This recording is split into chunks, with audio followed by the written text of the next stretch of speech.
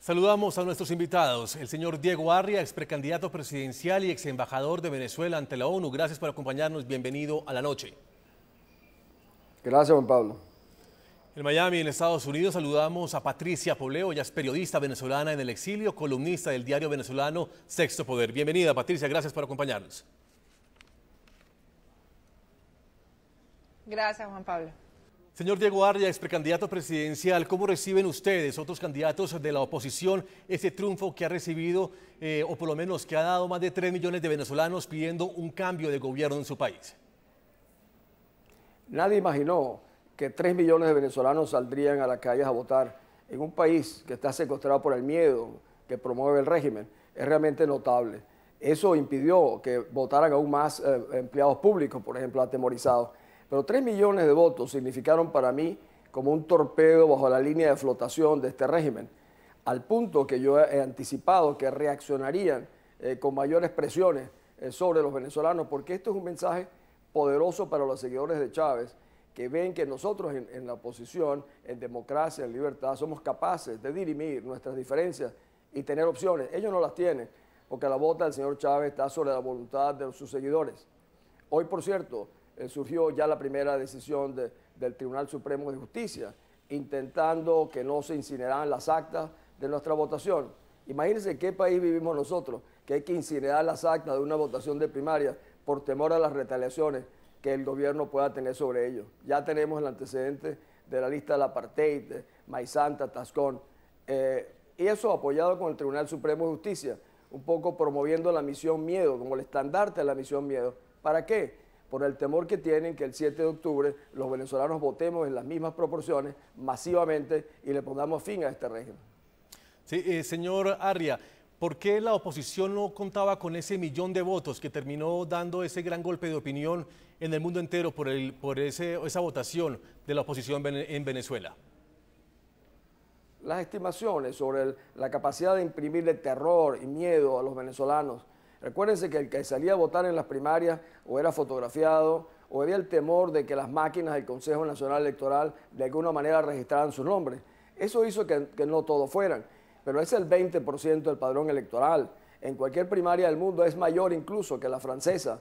En Francia, en una población de 48 millones de votantes, fue el mismo porcentaje que en Venezuela. Es realmente significativo y superó todas las expectativas. Se ve que el pueblo venezolano se entusiasmó con las propuestas que estaban sobre la mesa y votaron de esa manera extraordinaria. Y es un anticipo, repito, para lo que puede venir el 7 de octubre, que es lo que tiene hoy en día preocupado el gobierno, y que utilizará todos los mecanismos militares, institucionales y electorales para tratar de impedirlo, pero no podrá. Sí, quiero preguntarle eso a Patricia Poleo, si este millón de votos inesperados por parte de la oposición puede cambiar en algo ese panorama político para las próximas elecciones en tu país. Bueno, definitivamente ya estamos hablando de un candidato con un piso político importante, con una legitimidad además, ¿no? Que no fue un candidato escogido a dedo, sino escogido por el elector, por los ciudadanos, y que definitivamente es una cifra que ha golpeado al gobierno venezolano porque sus diferentes voceros se han manifestado incluso dudando de la transparencia del Consejo Nacional Electoral, que hasta los momentos ha actuado siempre a favor del régimen chavista, y sin embargo en este momento, cuando se contabilizaron más de 3.000 votos, porque déjame decirte que los del exterior todavía no se han incluido, no se han sumado, ahora ellos consideran que el Consejo Nacional Electoral no es transparente porque están dudando de la veracidad de que 3 millones de venezolanos pudieran haber votado en la jornada del día domingo. Sí, Patricia, tú eres una periodista en el exilio, te encuentras en Estados Unidos, justamente en el Miami. ¿Cuál fue el ambiente que se respiró ese domingo de votación con tus conciudadanos que se acercaban a las urnas? ¿Qué esperaban ustedes al momento de votar?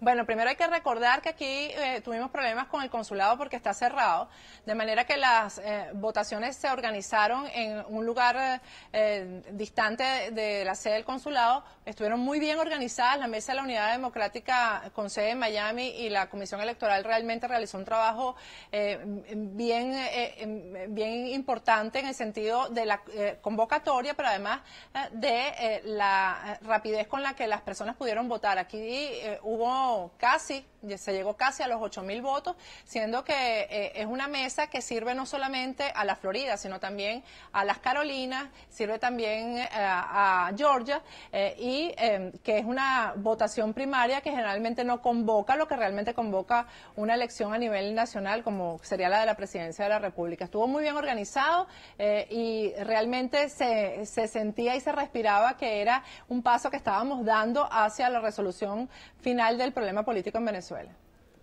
Señor Manuel Villalba, usted es el diputado oficialista del Partido Socialista Unido de Venezuela y le quiero preguntar cuál es su observación, su análisis sobre esta jornada que se vivió el pasado domingo, donde la oposición da una votación histórica y Enrique Capriles es el candidato de la oposición para hacerle frente al presidente Hugo Chávez en los próximos comicios.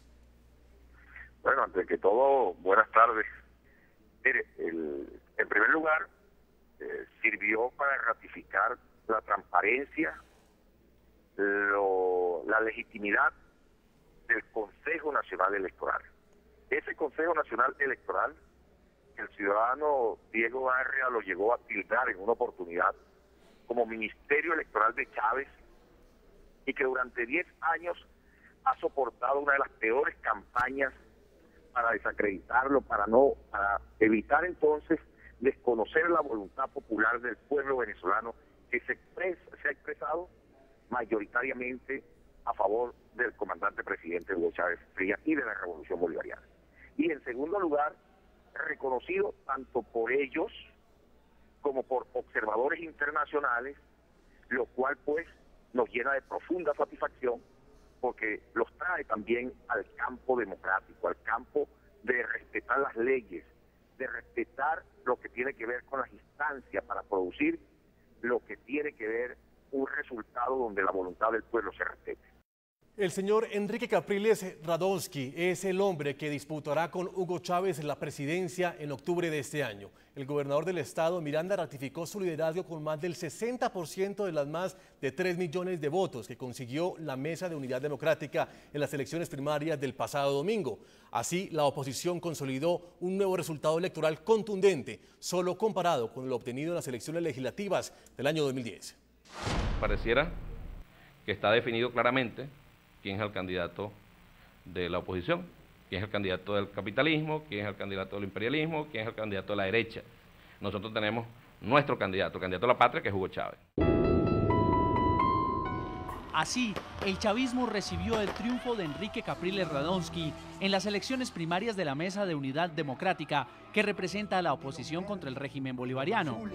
De los naranjas, de los...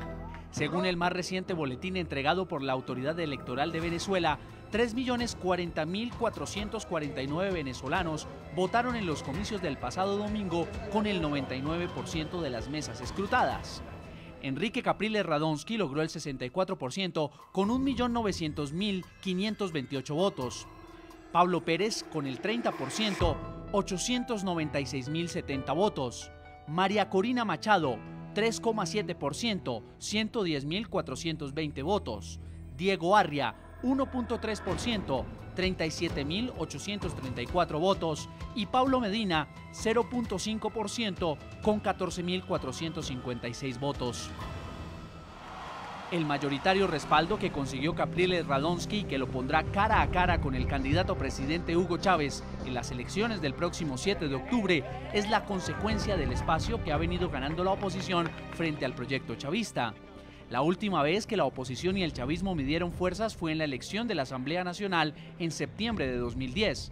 Entonces, el oficialismo obtuvo 5.423.324 votos contra los 5.320.364 votos de la Mesa de Unidad Democrática.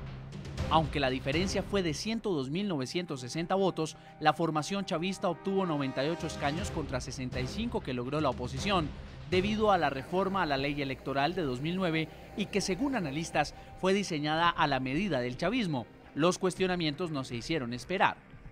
¿Cómo se explica ese fenómeno de que casi con 100.000 votos apenas de diferencia, la oposición haya alcanzado 37 escaños menos? No entiendo tu pregunta, si tú, a menos que seas una ignores totalmente de lo que estás hablando, chica. Ahora la victoria de Enrique Capriles dio el inicio a la campaña presidencial en Venezuela, donde la oposición teme que Hugo Chávez, como candidato a presidente, utilice los recursos y los medios de comunicación del Estado para impulsar su reelección, ahora que su llamada revolución cumple 13 años.